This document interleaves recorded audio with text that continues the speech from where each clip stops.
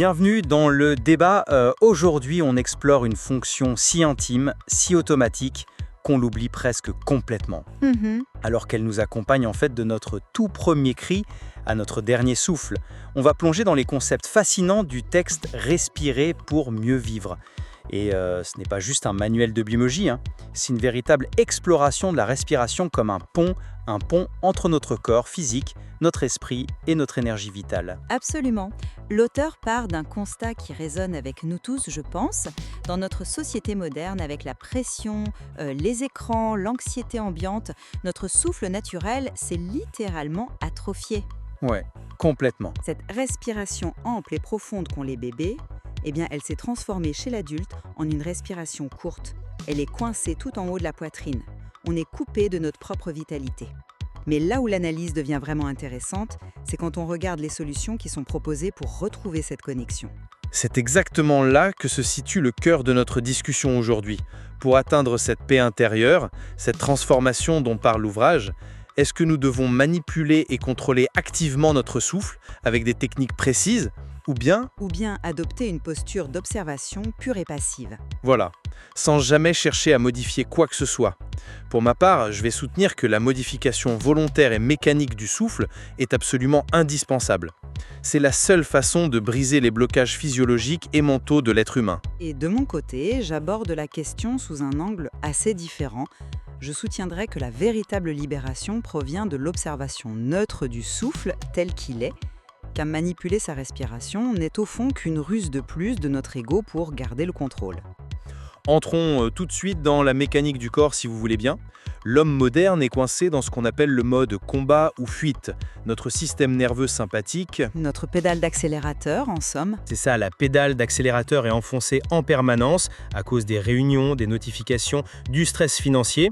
Or, ce qui est extraordinaire dans notre biologie, et c'est très bien expliqué dans notre lecture, c'est que la respiration est le seul système autonome sur lequel on peut reprendre le contrôle manuel. C'est une porte dérobée. Si on n'utilise pas de techniques actives, comme la cohérence cardiaque ou des rythmes spécifiques, on laisse notre corps en état d'alerte. En allongeant consciemment l'expiration, on stimule le nerf vague, on fait baisser le cortisol, on force le système parasympathique, notre frein à main, pour reprendre l'analogie, à s'activer. Sans cette intervention mécanique et structurée, notre esprit est tout simplement trop agité pour trouver le silence. Je vous rejoins complètement sur la biologie. C'est un mécanisme fascinant. Mais l'idée d'utiliser la respiration comme un piratage ou un frein à main, c'est précisément ce qui me pose problème ici. Vouloir forcer biologiquement le calme, c'est maintenir notre mentalité de performance. De performance, oui. Oui, on utilise le souffle comme un outil utilitariste de plus. Une grande partie de l'ouvrage est consacrée à la sagesse bouddhiste, notamment la pratique d'Anapanasati, c'est-à-dire la pleine conscience du souffle. Le but, dans cette tradition, n'est surtout pas d'altérer la respiration. Si votre inspiration est courte à cause du stress, l'instruction du Bouddha est simplement de s'en rendre compte. Vous notez « Ah, j'inspire court ». Si elle est saccadée, on note qu'elle est saccadée. Mais en quoi le simple fait de constater qu'on respire mal va nous aider à aller mieux ? Parce que lorsque vous manipulez le souffle pour vous calmer, c'est encore et toujours l'ego qui est aux commandes. Vous vous dites « Cet état de stress est inacceptable, je dois le détruire pour obtenir un état de calme agréable ». C'est une lutte permanente. L'observation passive, en revanche, cultive l'équanimité. Donc, on ne fait rien. On accueille l'instant présent sans chercher à le bidouiller, oui. C'est cette acceptation totale qui mène à Vipassana, la vision claire de la réalité. C'est en arrêtant de lutter qu'on dissout vraiment les tensions profondes, pas en forçant son rythme cardiaque à ralentir. Je comprends tout à fait pourquoi vous pensez cela, mais permettez-moi d'offrir une perspective différente sur ce point. Cette idée de s'asseoir calmement et d'observer son souffle court avec équanimité, c'est magnifique en théorie. Mais regardons l'approche de la méditation dynamique d'Osho, qui est longuement détaillée dans nos chapitres. Oui, une approche très radicale. Radicale, mais nécessaire. Osho fait un diagnostic clinique impitoyable de notre époque. Prenez un employé de bureau d'aujourd'hui. Il a les épaules rentrées, le diaphragme noué, des émotions réprimées plein le corps. Lui dire « Assieds-toi et observe ton souffle ». C'est une torture psychologique et physique. Une torture. N'est-ce pas un peu fort comme terme ? Non, je vous assure, c'est la réalité clinique des blocages modernes. La cuirasse musculaire est tellement rigide que l'immobilité crée de l'angoisse. C'est pour ça que la première phase de la méditation d'Osho exige une respiration nasale que l'auteur décrit comme chaotique, sauvage, anarchique. Ce qui va à l'encontre de tout apaisement. Sur le moment, oui. On ne cherche pas le calme zen tout de suite. On cherche à disloquer l'armure musculaire. On crée une hyperventilation contrôlée pendant plusieurs minutes pour désorganiser le mental qui tourne en boucle. Et ensuite vient la catharsis, la phase 2. On crie, on pleure, on tremble. Le livre est très clair là-dessus. Ce silence profond, cette paix, ne peut être atteint qu'après avoir forcé l'épuisement de ces tensions enfouies. On doit opposer une tempête volontaire au chaos moderne, pour, disons, nettoyer la maison avant de pouvoir s'y asseoir confortablement. Je suis désolée, mais je n'y crois pas du tout. Laissez-moi vous dire pourquoi cette approche me semble être un contresens majeur. Créer une tempête artificielle sous prétexte d'apaiser une tempête intérieure, c'est rajouter du bruit au bruit. Ça expulse le bruit, nuance. Je ne pense pas. L'approche de la pleine conscience contourne tout ce théâtre cathartique. Pourquoi ? Parce que le chaos mental perd instantanément son pouvoir dès qu'on cesse de l'alimenter par nos réactions. Mais l'armure musculaire dont parle Osho, elle est bien réelle dans le corps. C'est physiologique, hein ? Elle est réelle, je vous l'accorde. Mais d'où vient cette tension ? Elle vient justement de notre refus permanent d'accueillir ce qui est. En faisant de notre respiration naturelle une simple ancre, on s'installe dans l'œil du cyclone. On n'a pas besoin d'imiter la tempête qui fait rage autour. Le livre le dit très bien. En observant sans interagir, les pensées et les tensions s'espacent d'elles-mêmes. Ça demande des années de pratique pour en arriver là. Pas nécessairement. Osho lui-même que vous citez souligne qu'il y a, dans l'espace infime entre une expiration et l'inspiration suivante, un silence qui contient l'univers entier. Ce silence ne se fabrique pas à coups de cris ou de respiration sauvage. Il est déjà là, en arrière-plan. On le révèle par l'immobilité dès la première seconde de pratique. C'est une vision très poétique du lâcher-prise, c'est certain, mais je trouve qu'elle néglige complètement la mécanique énergétique que l'ouvrage explore en profondeur. Si on se penche sur les traditions du yoga ou du taoïsme, la respiration n'est pas juste de l'échange gazeux. Bien sûr. C'est le véhicule du prana en Inde ou du chi en Chine. Cette fameuse énergie vitale. Et ces traditions n'ont pas passé des millénaires à développer des techniques complexes juste pour s'amuser. Elles l'ont fait parce que l'énergie stagne et se bloque physiquement dans notre corps. Je ne remets absolument pas en question l'existence du chi ou du prana. C'est une composante fondamentale du texte. Mais c'est sur la méthode pour faire circuler cette énergie que nous divergeons. Exactement. Alors, parlons de la méthode. Prenez les méridiens ou les nadis en yoga. Pour faire simple, imaginez ces nadis comme un vaste réseau d'autoroutes invisibles qui distribuent l'énergie dans tout le corps. Quand ces autoroutes sont bouchées par notre mode de vie toxique, vous asseoir sur le bord de la route en observant les bouchons ne va pas faire avancer le trafic. Il faut intervenir. Je vois l'analogie, mais... C'est là qu'interviennent des techniques comme Nadi Shodhana, la respiration alternée. On bouge consciemment la narine droite pour inspirer à gauche, puis on alterne. C'est une action mécanique, très volontaire, qui force littéralement le rééquilibrage entre l'hémisphère droit et gauche du cerveau, entre le système sympathique et parasympathique. C'est un outil fascinant et très ancien, je vous l'accorde. Et ce n'est pas le seul. Regardez la respiration taoïste, où l'on couple le souffle à des mouvements précis pour ancrer l'énergie dans le dantian. Vous savez, ce centre de gravité situé juste sous le nombril. On dirige consciemment l'énergie avec le I, l'intention. L'intention volontaire agit comme un piston pour forcer le chi stagnant à circuler le long de l'orbite microcosmique. On ne peut pas rester passif face à des blocages énergétiques ancrés depuis des années. C'est un argument convaincant sur le papier. Mais avez-vous considéré que la fluidité maximale de cette énergie s'atteint précisément quand notre volonté, notre fameux ego, arrête de s'en mêler? Comment ça? L'énergie a besoin d'être dirigée? Pas selon la notion taoïste de Wu Wei, le non-agir. Pensez à l'exercice du souffle silencieux, qui est aussi décrit dans le livre. C'est une pratique où l'on laisse la respiration s'adoucir d'elle-même, s'affiner, jusqu'à devenir presque imperceptible. On ne force rien dans les nadis, on se retire simplement du chemin. Mais n'est-ce pas une technique réservée à des maîtres qui méditent depuis 20 ans? Pas du tout. C'est une question d'attitude fondamentale face à son propre corps. Le postulat ici, c'est que l'énergie vitale possède une intelligence innée, une intelligence bien supérieure à nos petites intentions conscientes. Si le chi est bloqué, c'est bien souvent à cause de notre manie de vouloir tout contrôler. D'ailleurs, pour reprendre votre propre exemple d'Osho, regardez attentivement la structure de sa méditation Kundalini. La méditation où l'on se secoue? Exactement, oui, il y a des secousses volontaires au début. Mais la phase 4, l'aboutissement absolu du processus, consiste à s'allonger sur le sol dans une immobilité totale, en observant la sensation pure sans aucune interférence. C'est uniquement dans cet espace de non-faire absolu que l'intégration énergétique se produit. Vouloir diriger le chi à tout prix, c'est dire à la vie qu'on ne lui fait pas confiance pour s'autoréguler. Je ne suis pas convaincu par ce raisonnement, tout simplement parce que vous balayez d'un revers de main des bénéfices physiologiques immédiats et mesurables. La confiance en la vie, l'intelligence innée du corps, c'est très beau. Mais quand une personne fait une crise d'angoisse sévère au bureau ou souffre d'insomnie chronique à 3 heures du matin, lui dire « laisse ton énergie s'autoréguler et observe ton souffle imperceptible », ça ne fonctionne pas. C'est même culpabilisant pour la personne. Ce n'est pas de la culpabilisation, c'est une rééducation profonde de l'attention. Mais l'auteur nous donne des outils d'intervention d'une efficacité redoutable pour ces situations précises. Prenons la fameuse technique du 4-7-8 popularisée par le docteur Andrew Weil qui est décortiquée dans notre lecture. On inspire sur 4 temps, on retient son souffle sur 7 temps et on expire bruyamment sur 8 temps. Avouons-le, il n'y a rien de naturel là-dedans. Rien du tout, en effet. C'est une contrainte mathématique stricte imposée au corps.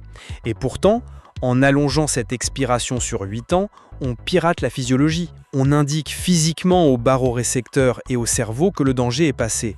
La tension artérielle chute, le rythme cardiaque s'effondre, le sommeil s'installe. La physiologie réagit à l'ingénierie, je ne le nie absolument pas. C'est la même chose pour la respiration carrée utilisée par les forces spéciales ou les athlètes de haut niveau. 4 temps d'inspiration, 4 temps de rétention, 4 temps d'expiration, 4 temps poumons vides. Ce contrôle rigoureux crée une oxygénation optimale, ça masse les organes digestifs via le diaphragme, ça active la pompe lymphatique pour éliminer les toxines. Les résultats sont pragmatiques, ce soulagement n'arrive pas par l'acceptation passive, il arrive par l'action structurée de l'individu sur son propre système nerveux. C'est un point très fort. La mécanique de la respiration carrée, ou du 4-7-8, est irréfutable sur le plan scientifique. Mais, si je peux me permettre, je formulerai le problème autrement. Utiliser ces techniques uniquement pour baisser sa tension artérielle, ou mieux dormir, c'est un peu comme utiliser un ordinateur quantique pour faire des additions. L'image est amusante, mais pourquoi? Parce qu'on passe à côté du véritable pouvoir du souffle tel qu'il est présenté dans la sagesse du texte. En quoi se libérer de l'insomnie ou d'une crise de panique serait-il réducteur? C'est fondamental pour la personne qui le vit. Ce n'est pas réducteur, c'est, disons, secondaire à l'échelle d'une vie. L'enjeu fondamental du livre est la révélation existentielle, pas juste le soulagement d'un symptôme inconfortable. Le grand danger de ces techniques hyper structurées, c'est qu'elles créent un attachement redoutable. Si, à chaque fois que vous ressentez de l'angoisse, vous sortez votre pilule naturelle du 4-7-8 pour retrouver un état agréable, vous renforcez ce que le bouddhisme appelle dukkha. Dukkha. Pouvez-vous préciser pour ceux qui ne sont pas familiers avec le concept? Bien sûr, dukkha est souvent traduit par souffrance, mais c'est beaucoup plus subtil que ça. C'est l'insatisfaction chronique, la friction. L'image traditionnelle, c'est l'essieu d'une roue de charrette qui est légèrement décentrée. Ça frotte à chaque tour. C'est notre habitude de toujours fuir l'inconfort et de nous accrocher au plaisir. En manipulant le souffle pour se calmer, on nourrit cette friction. On se dit secrètement « je déteste cette panique, je dois l'effacer à tout prix ». Et la pratique passive propose une alternative viable à ça? Oui, la pratique de Vipassana, qui est le prolongement naturel de l'observation du souffle, demande l'inverse exact. On scanne les sensations du corps. Si une boule d'angoisse est là, dans la poitrine ou le ventre, on l'observe avec curiosité, sans chercher à la dissoudre avec une respiration carrée. Et c'est là qu'opère la vraie magie de la transformation. Quelle magie si on reste les bras croisés avec son angoisse? C'est qu'en observant sans manipuler, on finit par réaliser, intellectuellement et physiquement, 2 choses cruciales. D'abord, anicca, la loi de l'impermanence. On s'aperçoit que même l'angoisse la plus terrible finit par passer d'elle-même, comme un nuage dans le ciel. Et ensuite, anatta, l'absence d'un ego solide aux commandes. On comprend, dans nos cellules, qu'on n'est pas nos émotions. Cette libération existentielle face à la souffrance humaine est d'un ordre infiniment supérieur à une simple baisse de cortisol. Je saisis la profondeur de la démarche, vraiment. Mais soyons pragmatiques. L'un n'empêche absolument pas l'autre. Le livre établit très clairement que la respiration est le pont entre la matière et l'esprit. Mais reprenons l'analogie de la roue décentrée. Si la roue est sur le point de se briser à cause du stress, graisser les cieux avec une technique respiratoire est la seule façon d'empêcher la charrette de s'effondrer. Comment voulez-vous qu'une personne atteigne cette révélation sublime de Vipassana si son cerveau baigne dans les hormones de stress et que son corps est tétanisé? Elle peut observer cette tétanie? C'est presque impossible au début. C'est pour ça que l'auteur présente des techniques comme le Kapalabhati, vous savez, le souffle du crâne brillant en sanskrit, ces petites expirations saccadées par contraction intense de l'abdomen. Il les présente précisément comme des techniques de nettoyage mental. Du nettoyage mental par la force physique pure. Par l'activation physiologique. Ça chasse l'air vicié résiduel dans le bas des poumons, ça relance massivement la circulation sanguine cérébrale. On donne à la personne un volant pour piloter sa physiologie. Si on demande à quelqu'un de s'asseoir face à ses démons sans lui donner le moindre outil actif, on le condamne souvent à la rumination, pas à la libération. Les rythmes imposés agissent comme un choc salutaire. C'est comme briser la glace sur un lac gelé en plein hiver. Une image forte. Une fois la cuirasse déverrouillée par l'effort volontaire, alors oui, le terrain est préparé pour l'observation silencieuse de Vipassana. Mais l'intervention active est la clé indispensable pour ouvrir la porte. Sans cela, on reste bloqué à l'extérieur. J'entends cette idée de préparer le terrain, mais je maintiens que c'est une illusion chronologique. On se dit toujours « je m'accepterai quand je serai calme »,« je méditerai quand mon angoisse aura disparu grâce au Kapalabhati ». Mais la clarté ne vient pas après l'apaisement. La clarté naît précisément de l'observation neutre du tumulte. Regardez la citation précise du Bouddha tirée du texte, et j'insiste sur les mots. Il s'entraîne à ressentir le corps tout entier. Il s'entraîne à apaiser le corps tout entier. Il dit bien apaiser. Oui, mais le mot-clé de la méthode est entraînement par l'attention, pas par la contraction abdominale ou le contrôle de l'air. Quand vous faites de la cohérence cardiaque pour chasser le stress, le message subtil mais persistant envoyé à votre système nerveux est « ce que tu ressens en ce moment est inacceptable, je vais te corriger ». Ce n'est pas une correction, c'est une aide pour retrouver un fonctionnement normal. Mais la pleine conscience du souffle envoie un message bien plus puissant et guérisseur. Elle dit au corps « quoi que tu traverses, agitation, douleur ou angoisse, je suis là, je t'observe avec bienveillance, tu as le droit d'exister ». L'un est un acte de gestion et de contrôle, l'autre est un acte de sagesse profonde. La différence est subtile, je vous l'accorde, mais elle change absolument tout à notre rapport à la vie et à la souffrance. C'est une distinction philosophique majeure. Et je dois dire qu'elle illustre parfaitement l'incroyable richesse du matériel que nous avons exploré aujourd'hui.